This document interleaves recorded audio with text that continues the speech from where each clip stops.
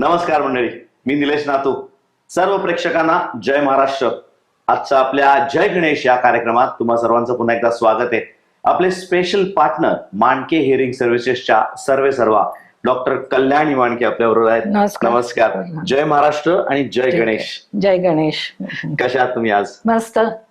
सर्वात पहिला प्रश्न मला तुम्हाला विचारायचा आहे. तुम्ही श्रवण शास्त्रज्ञ आहात, तर गणपती म्हणले की आवाज हा एक अविभाज्य भाग आहे, तर तुम्ही कसं निभावून नेताय त्यातनं? नाही, गणपती म्हणजे आवाज हा उत्सव आहे, आनंद आहे साजरा करायचा. त्या आवाज राहणारच आहे. आमचं म्हणणं आहे फक्त तो मर्यादित असावा. कारण काय आहे की 24 तास तुम्ही अतितीव्र आवाजाच्या वातावरणात जर राहिलात तर कान म्हणणार आहेत मी थकलो म्हणून. आणि आपण कानाकडे कधीच लक्ष देत नाही. म्हणजे कानाच्या मणी सुद्धा सगळ्या कानाला बाजूला टाकणारे आहेत. त्यामुळे असं त्या स्वरूपामध्ये राहतं. पण तरी हे आनंदोत्सव हा सगळ्यात महत्वाचा भाग आहे. तो वेगवेगळ्या पद्धतीने साजरा होत असतो. आणि आज विशेषतः आता विसर्जन मिरवणूक असल्यामुळे त्याच्यात आवाजाची पातळी जास्त राहणार आहे. पण मर्यादित पातळी म्हणजे काय? आपल्याला काय साधन? खरं हा एक महत्वाचा प्रश्न आहे. मर्यादित म्हणजे काय? प्रत्येकाची मर्यादा वेगळी वेगळी असू शकते. आपल्याला आवाज सहन करण्याची एक पातळी असते. बरोबर, ती प्रत्येकाची वेगळी असते. सर्वसाधारण तीच असते. म्हणजे की वयानुसार म्हणूया 10 वर्षाचं आपण जर ग्रुप घेतला तरी जर केलं कानाच्या किंवा शास्त्रीय भाषेमध्ये 85 डेसिबल पर्यंत सगळे आवाज आपल्याला कायम सहन होऊ शकतात. 100 झाला, 105 झाला, 110 झाला तर आपण धोक्याची पातळी ओलांडलेली आहे. बरं, पण मग ते वयस्कर लोकांना आहे का यंग जनरेशनला पण लागू पडतं? तुम्हाला आम्हाला सर्वांसाठी सेम आहे. अगदी साधं उदाहरण आहे. मिरवणूक राहू दे, ट्रॅफिक मधनं तुम्ही जात असतात, सतत हॉर्न वाजतात आणि हे करतात. तुम्हाला काय वाटतं? दमलो बाबा मी, थकल्यासारखं.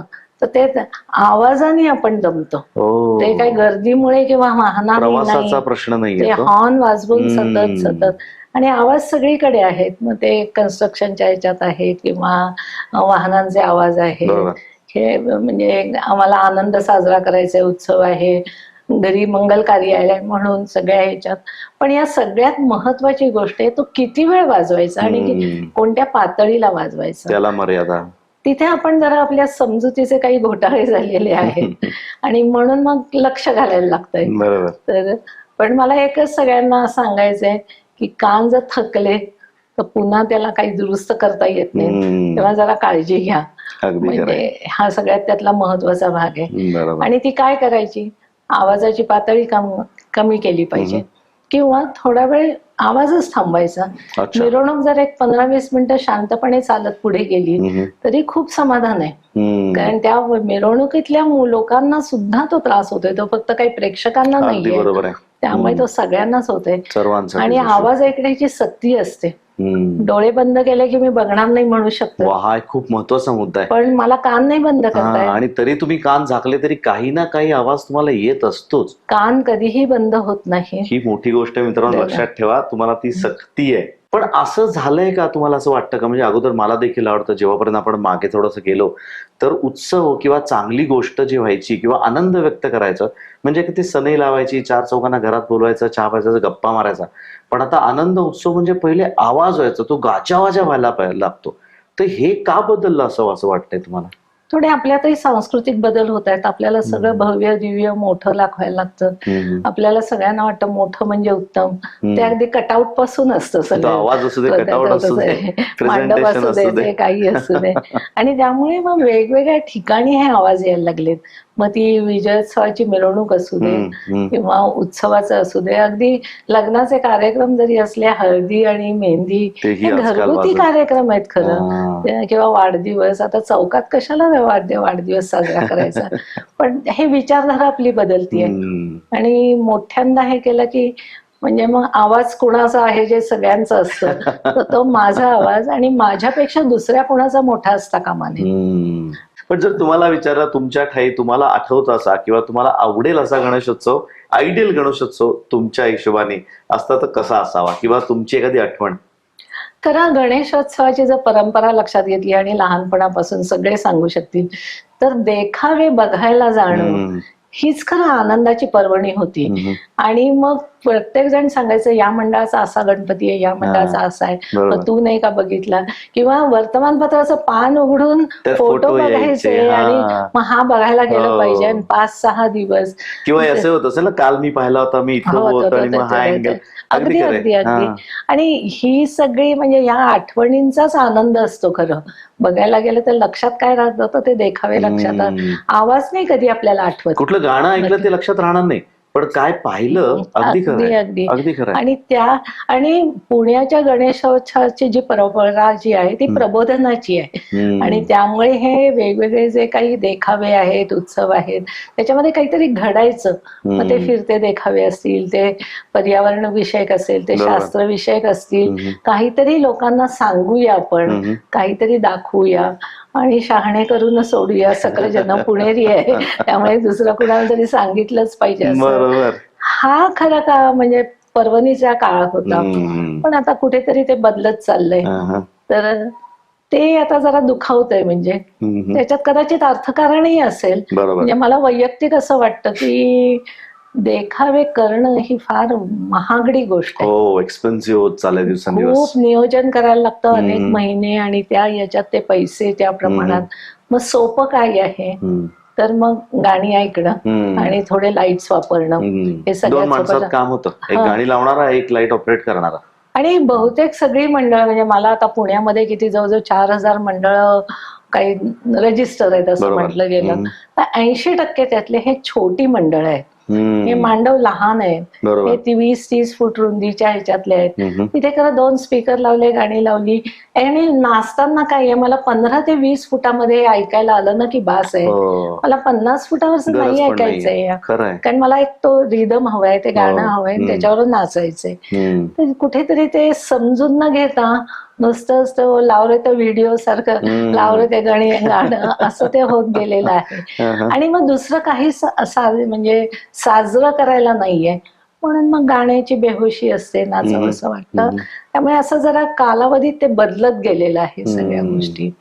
पण तुम्ही असं नोटीस केलं इतक्या वर्षाच्या काळामध्ये की गणेशोत्सव आला किंवा दहीहंडी आली किंवा श्रावण म्हणूया, थोडक्यात आपले सण श्रावणामध्ये बऱ्यापैकी आहेत, तर जास्त तुमच्याकडे पेशंट्स येतात?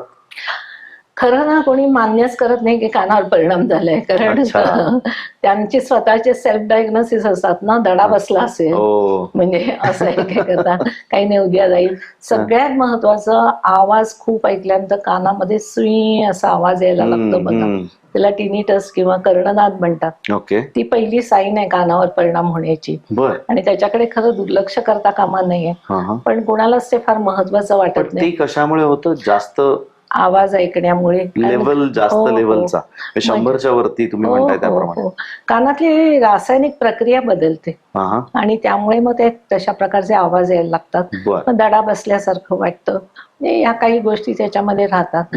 आणि जेव्हा धडधाकट माणूस आहे किंवा काय, काहींच्या बाबतीत ते 24 तासात रिवाईव्ह होतं, पण ते दरवेळेला होईलच असं नाहीये. हा महत्त्वाचा मुद्दा आहे. आणि WHO ने पण याची नोंद घेतलेली आहे. रिक्रिएशन नॉईज अशा याच्या खालीच WHO मध्ये ह्या सगळ्या नोंदी आहेत. करमणुकी करता लोक वेगवेगळ्या स्तरावरती भरपूर गाणी आणि आवाज करतच असतात. मग ते रेस्टॉरंट असेल, पब असेल, कॉन्सर्ट असेल, मिरवणुका असतील. आणि त्याच्यामध्ये आता WHO ने सांगितले की 25 वयाच्या पुढची जी लोक आहेत ती धोक्याच्या पातळीमध्येच राहत आहेत. आणि ह्याच्यामुळे श्रवणबाधित, श्रवणदोष येणाऱ्यांची संख्या ही 2050 मध्ये जाणवणे इतकी मोठी आहे. आणि WHOच्या ह्याच्यामध्ये खूप गाईडलाईन्स आहेत. महत्वाचा मुद्दा, लक्ष द्यायला पाहिल्यावरती. पण असं बरेच वेळा म्हणतात, अगदी म्हणजे सगळे जे माझे मित्र बघतायत ते यांच्या डोक्यात हा प्रश्न असणार की अरे स्पीकर तो वरती आभाळात, मी खालती उभा आहे, माझ्या कानावरती काही डायरेक्ट साऊंड येत नाही, त्यांनी काही फरक पडतो? ध्वनी सगळ्या बाजूनी पसरत असतो, तो काही असा वरून खाली खालून असं नाहीये. त्याच्या समोरच उभा तर त्रास होईल, बाजूला तर त्रास होणार नाही असं अजिबात काही नाही.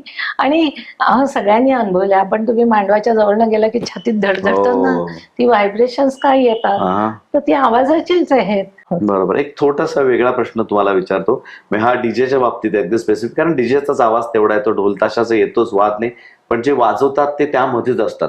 डीजेचे ऑपरेटर जे असतात ते त्या भिंतीच्या मागे कुठेतरी कोपऱ्यात असतात, ते फक्त हेडफोन लावून बसतात, ते त्या हेडफोनचा आवाज त्यांच्या हिशोबाने कंट्रोल करतात. त्या डीजे वाजवणाऱ्याला जर स्पीकरच्या समोर बसवलं तरी जरा कमी होईल असं तुम्हाला वाटतं?